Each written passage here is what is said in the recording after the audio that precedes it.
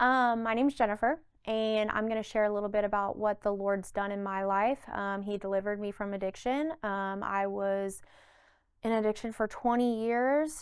I've been clean for 2 years, April 20th of this year.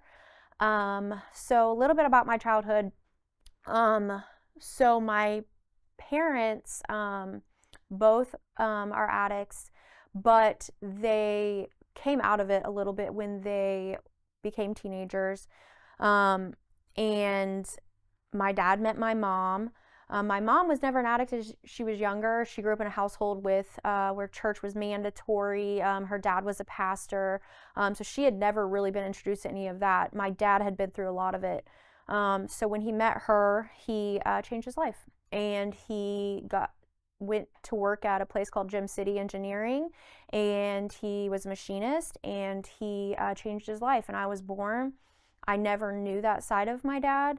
But I lived in a household where, from the outside looking in, it really looked like me and my brother had everything we needed. But my parents, I think they did the absolute best that they could, but they just weren't emotionally available, I think. And I think like they gave us what we needed, but there was just more that we needed that I just don't think we got.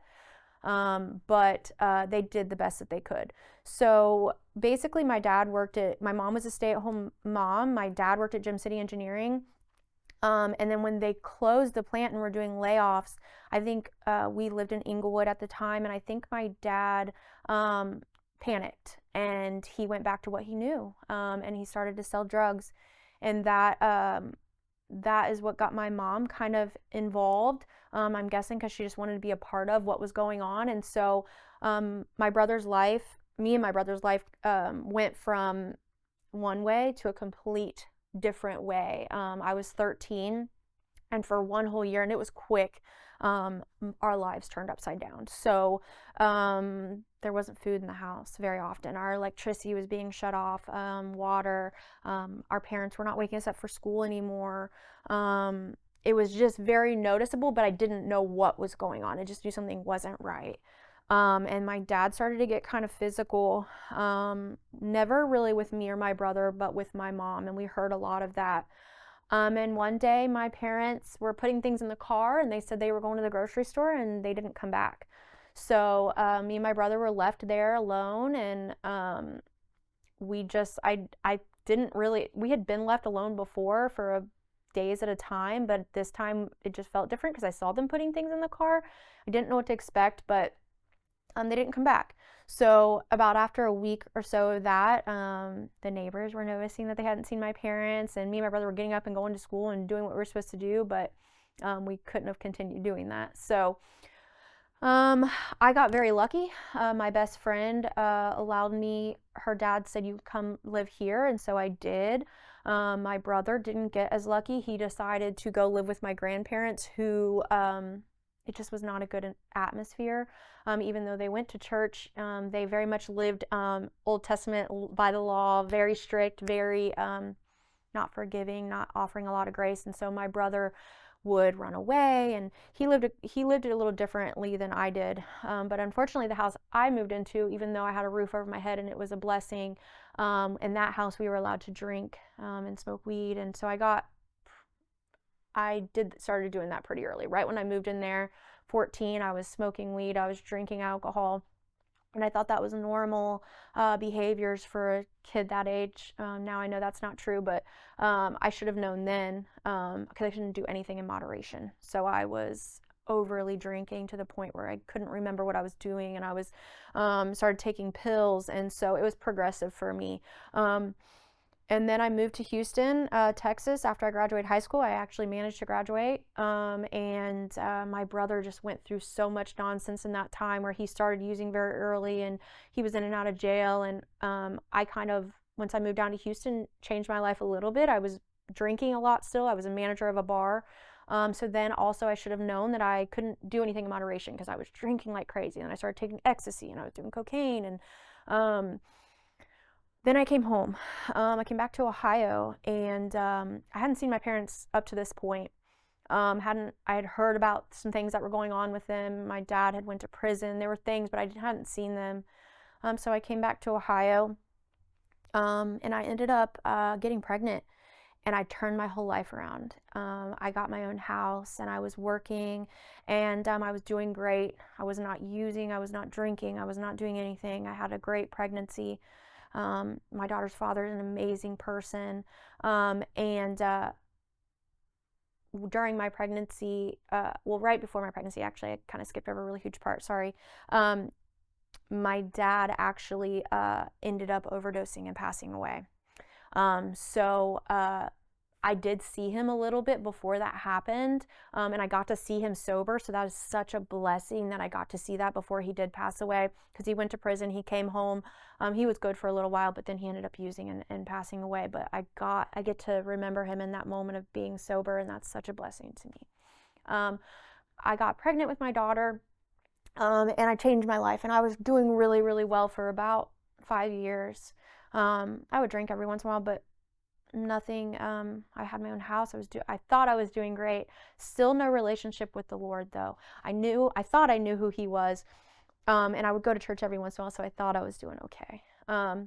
But 5 years down the road, I started working at Outback Steakhouse, and I got introduced to pills, Vicodin, Percocet, and then Roxy's. And honestly, if I can pinpoint where the downward spiral happened, it was then. It was about 3 years in of taking pills, and I just completely lost grip on reality. I was paying my bills late. I was losing apartments. I was wrecking my car.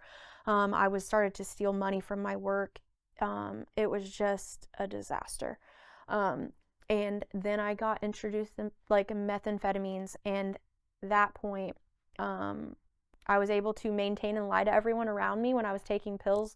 But once I started doing meth, it was bad. It was bad.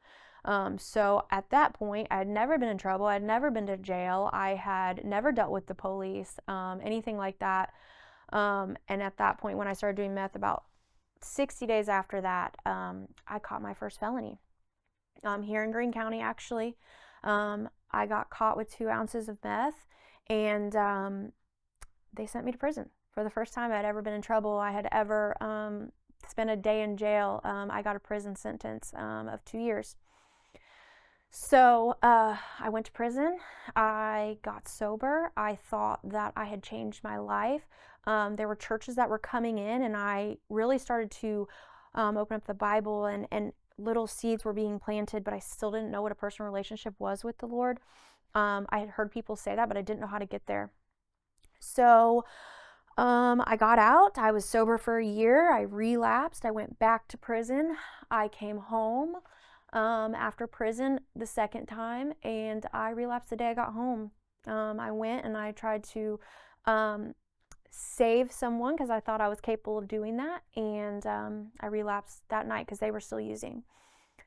And this I used for about a year, and I got pregnant with my son. And honestly, I nodded out and I hit a car, and something in that moment, the Lord stepped in, and I feel like he tried so many times, he did, to calm me down and stop me and send me warnings, and and I just never listened. And I remember sitting there after that, just bloody and just in a really bad place, and thinking to myself, I'm gonna die. I'm going to die, and I'm gonna kill someone else. I'm gonna spend the rest of my life in prison. And I went to my mom's house, and my mom is sober by the grace of God today. And she said, you're not allowed here anymore. You got to do something different. And so I went to treatment the next day.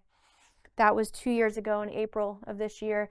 And when I got there, I got rushed to the hospital and found out I was septic. And if I wouldn't have gone to treatment, I wouldn't have lived longer than a week, probably. And I remember getting back to the treatment center, and here I didn't even know. When you're septic, your mind is very confused. So when I was at the hospital, I thought I overdosed. And when I got back to treatment, I remember sitting in front of the nurse, and she told me, it's a miracle that you're sitting here. And in that moment, I thought to myself, okay, I've tried to get sober in prison. I tried to get sober in jail. I tried to get sober for my family, for my kids, for everything. What have I not tried? and I haven't tried having a real personal relationship with the Lord. I've never gotten on my knees. I've never fully surrendered, and I did. So I'm in this treatment center room, and I get on my knees, and I'm like, I don't even know if I really believe in you, you know, but I need help. I can't do this on my own. I surrender. I give it to you. Your will be done.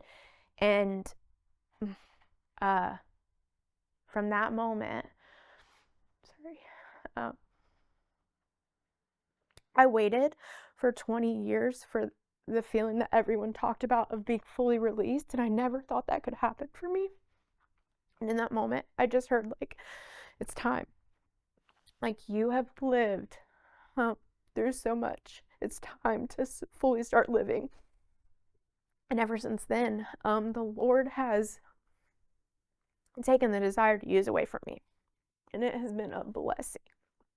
He's given me my life back. Gave my life to him. He gave it back to me because I regained custody of my children. I have a home here in Xenia. I've been given a blessing of a job, being a director at a homeless shelter. I get to help people. I get to give back. I have a home church. I mean, my life today, I have ups, I have downs, but I always know that there's a reason, there's a lesson to be learned in the things I go through. There's a blessing coming. The Lord knows best. I mean, he's completely turned my life around.